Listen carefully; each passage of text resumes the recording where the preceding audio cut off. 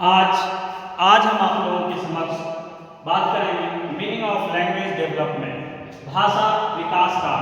भाषा विकास के अर्थ के संदर्भ में आपके बीच हम चर्चा करेंगे कि भाषा विकास का अर्थ क्या होता है। हम आप स्पष्ट रूप में इस बात को बताते चलें कि भाषा एक सतत चलने वाली प्रक्रिया है, और जैसे ही भाषा सतत चलने वाली प्रक्रिया है वैसे ही इसका स्वरूप काफ़ी हद तक बहुत सारी चीज़ों से एक व्यक्ति को परिपक्वता मैचुरेशन निर्धारित करती है।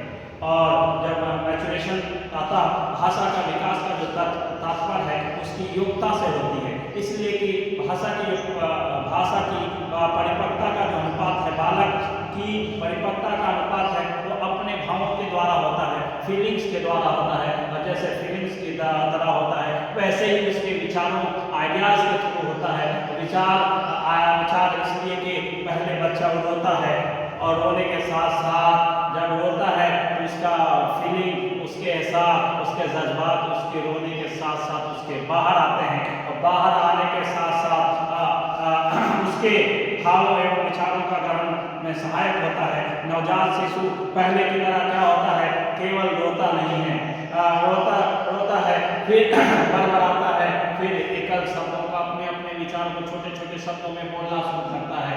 और जैसे वो छोटे छोटे शब्दों में व्यक्त करता है, यह व्यक्ति मौखिक रूप से हो सकता है या फिर लिखित रूप से हो सकता है, शारीरिक संकेतों के द्वारा हो सकता है, और जो अलग अलग रूपरेखा का माध्यम अपनाता है। इसलिए नवजात शिशु में सबसे पहले आप देखते होंगे कि विवस्था होती है जिसको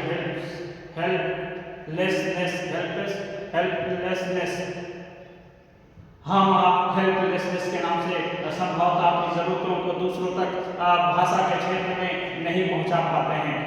और हेल्पलेसनेस जैसे ही होता है उसके माध्यम से शब्दों के हाव भाव का की रूपरेखा के माध्यम से जानते हैं, जिसको हम आप जेस्चर का नाम देते हैं। और जेस्चर से भी इंसान नहीं समझ पाता है, परंतु उसकी एक व्यवस्था प्रारंभिक वर्षों में बहुत तेजी से साथ होने वाले भाषा विकास के संदर्भ में जानते हैं, जिसको हम आप लैंग्वेज डेवलपमेंट भाषा के विकास के माध्यम से जानते हैं। और लैंग्वेज भाषा विकास शीघ्र ही समाप्त हो जाता है। भाषा में कई तरह के संचार साधनों का प्रयोग किया जाता है, जिसमें सबसे पहला हम आप वर्बल कम्युनिकेशन के नाम से जानते हैं, जिसको पहला हम वर्बल कम्युनिकेशन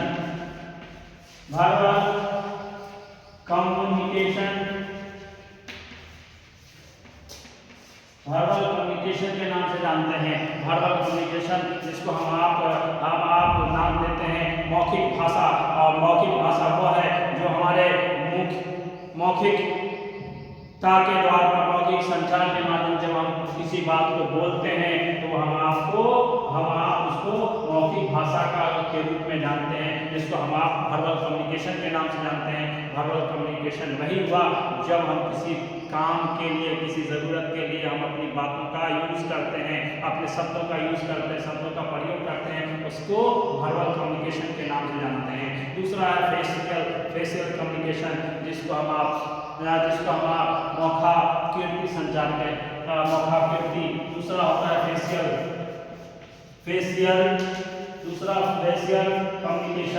कम्युनिकेशन,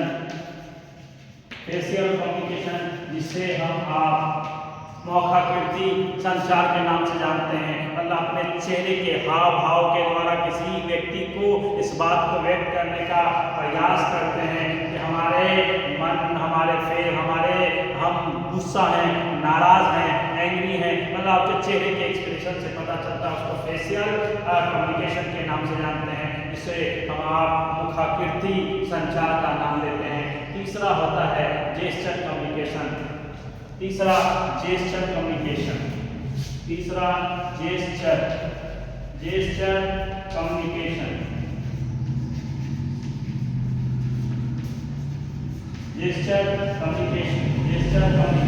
जिसे हम आंगिक संचार के नाम से जानते हैं, जिसे हम जेस्चर कम्युनिकेशन जिसे हम आंगिक संचार के नाम से जानते हैं। नेक्स्ट है जो है वो है जिसे हम रिटन कम्युनिकेशन कम्युनिकेशन के नाम से जानते हैं। चौथा, जिसको हम written communication, written communication, written communication, written communication जिसे हम लिखित संचार के नाम से जानते हैं। मतलब हम अपने किसी भी कार्य को लिख कर एक दूसरे व्यक्ति तक प्रस्तुत करते हैं, जिसको हम आप रिटेन कम्युनिकेशन के नाम से जानते हैं। और अगला जो है वो आर्टिस्ट कम्युनिकेशन, जिसे हम आप कलात्मक संचार के नाम से जानते हैं। पांचवा, जिसको हम आप आर्टिस्ट कम्युनिकेशन,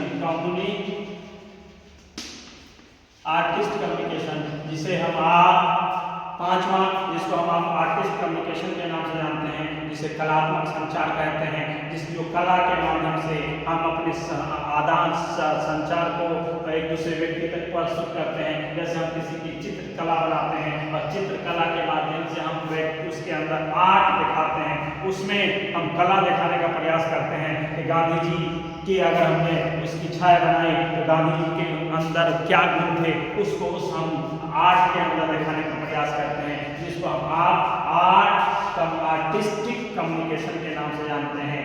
और इसी आधार पे मुख्य अभिनय और इस प्रकार हम आप मुख्य अभिनय करते हैं। और जैसे कि कभी कभी हम जिसको हम पैंटोमाइम, एक छठा होता है पैंटोमाइम कहते हैं कि हम आप अक्सर बहुत सारी चीज़ों को मूक अभिनय, मतलब मुख बधिर हो जाते हैं, मतलब कह रहे हैं सुन नहीं रहे हैं तो हम आप एकदम शांत हो जाते हैं, मतलब हम आपकी बात को इग्नोर कर रहे हैं, इसको हम पैंटोमाइम के नाम से जानते हैं। और पैंटोमाइम आदि इन सभी संचारों का उद्देश्य भी विभिन्न प्रकार के किसी रूप में विचारों एवं भावों को एक व्यक्ति से दूसरे व्यक्ति तक पहुंचाना होता है। और जब हम वह एक व्यक्ति से दूसरे व्यक्ति का अपने संचार का साधन मानते हैं तो इन भाषा के विकास के संदर्भ में चर्चा करते हैं, जिसको हम आप लैंग्वेज डेवलपमेंट या भाषा के विकास के क्षेत्र में जानते हैं। इसलिए हम आपको आपके जीवन में भी भाषा विकास के संदर्भ में वर्बल कम्युनिकेशन, फेशियल कम्युनिकेशन या फिर जेस्चर कम्युनिकेशन, रिटेन कम्युनिकेशन या फिर आर्टिस्टिक कम्युनिकेशन या पैंटोमाइम की रूपरेखा को अपनाते हैं। और इसके माध्यम से हम एक दूसरे व्यक्ति तक संचार के माध्यम से जुड़ते हैं और एक दूसरे व्यक्ति के समस्याओं का समाधान कर पाते हैं। इसलिए हम आपको भी एक दूसरे व्यक्ति के संचार के रूपरेखा को समझाने और उसको सरल बनाने के लिए एक दूसरे व्यक्ति के प्रश्नों का उत्तर देना चाहिए, ताकि हम संचारों का आदान प्रदान सहायतापूर्वक कर सकें। धन्यवाद।